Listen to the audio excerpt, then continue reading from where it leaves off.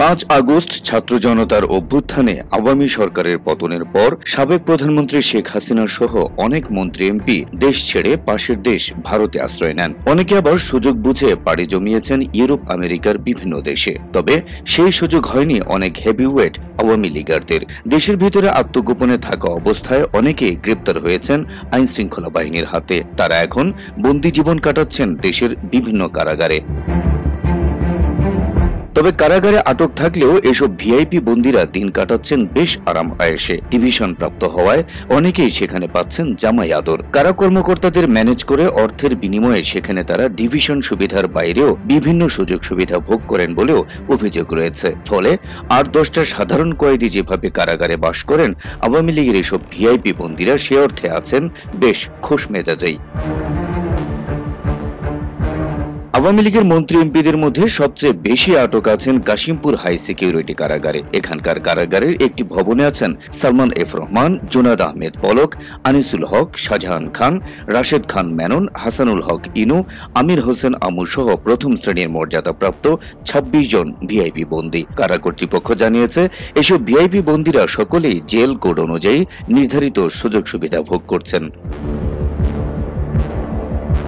কারা সূত্রে জানা গেছে, প্রথম শ্রেণীর বন্দী হিসেবে আওয়ামী লীগের এসব সাবেক মন্ত্রীরা পাচ্ছেন আলাদা আলাদা নির্ধারিত কক্ষ। সেই কক্ষে রয়েছে খাট, টেবিল, চেয়ার, তোশক, বালিশ, আয়না সহ নানা তৈজসপত্র।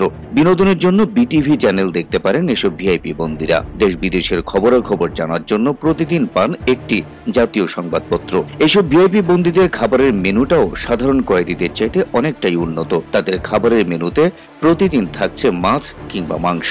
ইচ্ছা করলে কারাগারের ক্যান্টিন থেকেও পছন্দ মতো খাবার কিনে খেতে পারেন তারা। অভিযোগ আছে, কাশিমপুর কারাগারে আটক থাকা এসব নেতারা নিজেদের বাসা থেকেও খাবার এনে খাওয়ার সুযোগ পান। নিয়ম অনুযায়ী স্বজনদের সাথে বিশেষ অনুমতি নিয়ে কারা অফিস রুমে দেখাও করতে পারেন ভিআইপি এসব বন্দীরা। কারাগারে এসব সুযোগ সুবিধার পাশাপাশি আওয়ামী লীগের সাবেক এই মন্ত্রী এমপিদের জন্য রয়েছে একটি বড় সড়ো লাইব্রেরি, যেখানে 2000-এরও বেশি বই সংরক্ষণ করে রাখা আছে। এক্ষেত্রে এসব বন্দীরা কারা কর্তৃপক্ষের অনুমতি নিয়ে বাইরে থেকেও বই এনে পড়তে পারেন।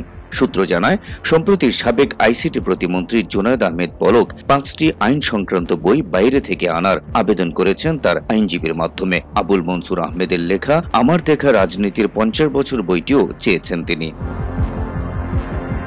কারা সূত্রে জানা গেছে, এসব ভিআইপি বন্দীদের সেল প্রতিদিন সূর্যোদয়ের পর খুলে দেওয়া হয়। তখন তারা সেল থেকে বের হয়ে হাঁটাহাঁটি, কথাবার্তা ও অন্যান্য কাজ করার সুযোগ পান। সূত্র জানায়, প্রতিদিন তাই আওয়ামী লীগের এসব মন্ত্রী এমপিরা একে অপরের সঙ্গে খোশ গল্প করার সুযোগ পান। এছাড়া প্রত্যেক ভিআইপি বন্দীদের জন্য একজন সহকারী বন্দীও দেয়া হয় তাদের দেখভাল করার জন্য। এক্ষেত্রে পুরুষদের ক্ষেত্রে সাহায্যকারী হিসেবে আরেকজন ছেলে বন্দী আর নারী আসামিদের জন্য একজন মেয়ে বন্দী নিয়োজিত রাখা হয়। নিয়ম অনুযায়ী এই সুযোগ পাচ্ছেন সাবেক আওয়ামী লীগের এসব হেভিওয়েট ব্যক্তিরাও। সব মিলিয়ে কাশিমপুরের হাই সিকিউরিটি কারাগারে বন্দী থাকা আওয়ামী লীগের মন্ত্রী এমপিরা বেশ শান্তিতেই দিনাতিপাত করছেন বলে জানা গেছে। একই ভবনে সবার অবস্থান হওয়ায় প্রতিনিয়ত গল্পগুজব আর হাসি আনন্দেই কাটছে তাদের দিন। তবে আইনি প্রক্রিয়া শেষ করে কবে নাগাদ তারা এই আয়েশে বন্দী জীবন থেকে বের হয়ে পরিবারের সঙ্গে মিলিত হতে পারবেন তা এখনো নিশ্চিত নয়।